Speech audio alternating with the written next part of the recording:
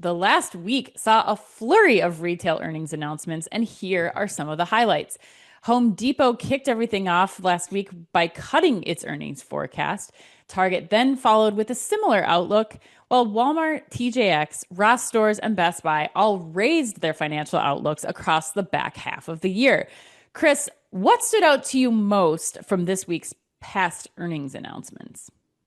Ooh, we're coming in hot then, Ed. I don't know about you, but I'm going to zero right in on it and put a big bullseye on the bullseye itself, Target, because Target was the real turkey of the past week. It was without a doubt. Sales were quite honestly atrocious. Like I did the math.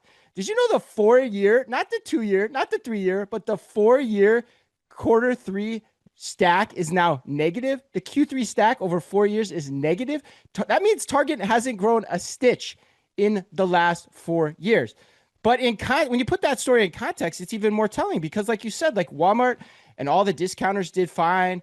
Best Buy, which sells a hell of a lot of discretionary products, they also did pretty well. And even Abercrombie, Kohl's, and Gap did better than expectations. So like, what the heck, Target? I mean, you're just standing out like a sore thumb in the landscape of earnings, in my opinion.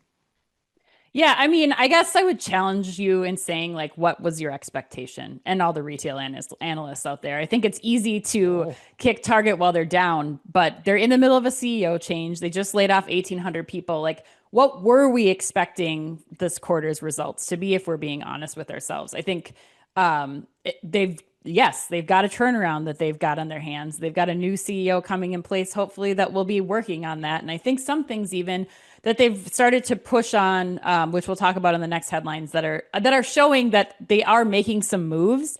And I think you're right. There, it's clear, that because of Target's poor earnings this quarter, Walmart's getting their business for essentials. You have TJX, Abercrombie, and Gap who are getting their apparel business, would be my guess, and then Home Goods, again, part of the TGX umbrella, who's getting the home interest from those Target shoppers who have either left or are looking at other options right now. But I mean, it really wasn't surprising to me. I'm not expecting that we're going to see a banner year coming of quarter, sorry, coming of Target anytime soon, because they're in this turnaround, and I would expect that of any retailer, I think, in their similar position.